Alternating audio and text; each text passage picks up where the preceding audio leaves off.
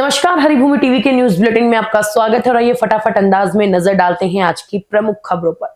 University grants commission यानी UGC की ओर से जारी प्रमोशन ऑफ इक्विटी के नए नियमों ने देश भर में विवाद का बड़ा बवंडर खड़ा कर दिया है।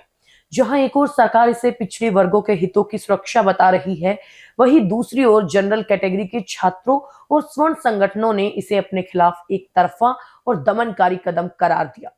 दिल्ली में यूजीसी मुख्यालय की घेराबंदी से लेकर उत्तर प्रदेश में सांसदों को चूड़ियां भेजने तक ये विरोध अब एक बड़े सामाजिक और राजनीतिक आंदोलन का रूप ले चुका है। उत्तर प्रदेश के बरेली में शंकराचार्य अविमुक्तेश्वरानंद के अपमान के विरोध में गणतंत्र दिवस पर इस्तीफा देने वाले सिटी मजिस्ट्रेट अलंकार अग्निहोत्री को शासन ने सस्पेंड कर दिया है। जी हां, सरकार ने उनके खिलाफ विभागीय जांच के आदेश देते हुए उन्हें शामली से अटैच कर दिया है। इधर डीएम से मुलाकात न होने पर नाराज मजिस्ट्रेट कलेक्ट्रेट के बाहर धरने पर बैठ गए हैं, जिससे पूरा मामला अब सरकार बनाम धर्म की लड़ाई बनता जा रहा है। प्रयागराज के माघ मेले में शंकराचार्य अविमुक्तेश्वरानंद और प्रशासन के बीच जारी गतिरोध में अब भाजपा की वरिष्ठ नेता उमा भारती की एंट्री हो गई है। उन्होंने खुलकर शंकराचार्य का पक्ष लेते हुए मेला प्रशासन की कार्य प्रणाली पर कड़े सवाल उठाए हैं। उमा भारती ने साफ कहा कि किसी शंकराचार्य से उनकी पदवी का प्रमाण मांगना बेहद निंदनीय है और ऐसा करके अधिकारियों ने अपनी मर्यादा का उल्लंघन किया है। इस बयान ने धार्मिक विवाद को अब राजनीतिक गलियारों में भी गर्मा दिया है। उत्तर पश्चिम भारत में मौसम फिर बदलने से जनजीवन अस्त व्यस्त हो गया है। जम्मू कश्मीर और हिमाचल में भारी बर्फबारी से श्रीनगर की सभी उड़ानें रद्द कर दी गई हैं, जबकि सैकड़ों पर्यटक रास्तों में फंसे हैं। वहीं राजस्थान में धूल भरी आंधी और मध्य प्रदेश के 28 जिलों सहित उत्तर प्रदेश में तेज बारिश व ओलावृष्टि का अलर्ट जारी किया गया है। सर्द हवाओं और खराब मौसम ने पूरे उत्तर भारत को ठिठुरने पर मजबूर कर दिया है।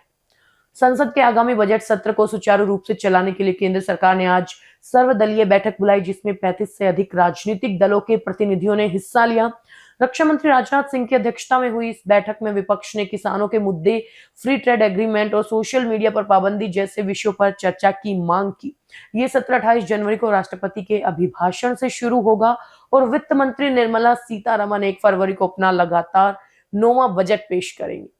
नाटो महासचिव मार्क रूट ने यूरोपीय देशों को कड़ा संदेश देते हुए कहा कि अमेरिका के बिना यूरोप अपनी सुरक्षा करने में सक्षम नहीं है।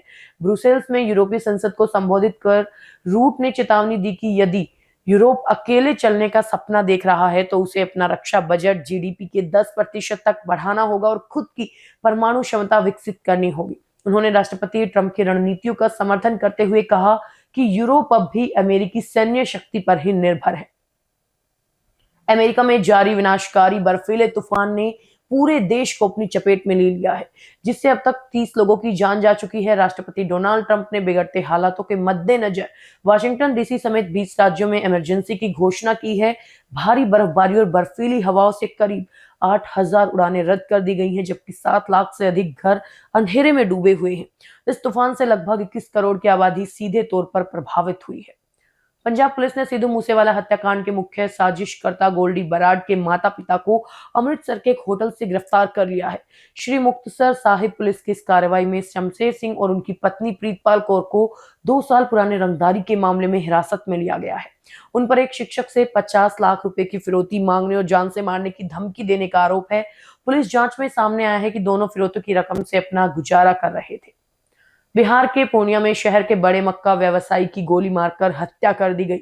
नेवालाल चौक के पास घात लगाए बदमाशों ने उस वक्त अंधाधुंध फायरिंग की जब व्यवसायी अपनी गाड़ी से उतर रहे थे। हमले में उन्हें 3 गोलियां लगी, जिससे उन्हें मौके पर ही मौत हो गई। बचाव के लिए दौड़े उनके फुफेरे भाई और गार्ड, उन पर भी अपराधियों ने गोलियां बरसाई। राजस्थान के दौसा में दिल्ली मुंबई एक्सप्रेस वे पर मंगलवार सुबह उज्जैन से महाकाल के दर्शन कर नोएडा लौट रहे 5 दोस्तों की तेज रफ्तार कार आगे चल रहे ट्रक में पीछे से जा घुसी। टक्कर इतनी भीषण थी कि कार ट्रक के नीचे फंस गई और चालक को भनक लगे बिना वाहन करीब 8 किलोमीटर तक घिसटता चला गया और इस दर्दनाक हादसे में 4 युवकों की मौके पर ही मौत हो गई। तेलंगाना के कामारेड्डी जिले में ऑटो में एक कर 4 बच्चियां गिर गई, लेकिन चालक ने गाड़ी नहीं रोकी। सिर में गंभीर चोटें लगने से एक छात्र की मौत हो गई, जबकि अन्य छात्र घायल हो गई। पश्चिम बंगाल के दक्षिण 24 परगना जिले में सोमवार तड़के 2 गोदामों में लगी भीषण आग से 8 लोगों की मौत हो गई, जबकि मलबे में कई अन्य मजदूरों के फंसे होने की आशंका है। दमकल की 12 गाड़ियों ने करीब 7 घंटे की कड़ी मशक्कत के बाद आग पर काबू पाया। पुलिस के अनुसार बरामद किए गए शव इतनी बुरी तरह झुलस चुके हैं कि उनकी पहचान करना मुश्किल हो रहा है। हिमाचल प्रदेश के मंडी में दूल्हा 4 फीट जमी बर्फ के बीच पैदल ही दुल्हन लेने निकल पड़ा। जी हां, 7 किलोमीटर दुर्गम रास्तों और खड़ी चढ़ाइयों को 4 घंटे में पार कर वो अपनी दुल्हन को घर लाया। बर्फीली वादियों के बीच हाथ पकड़े चलते इस जोड़े की तस्वीरें अब हर तरफ चर्चा का विषय बनी हुई है।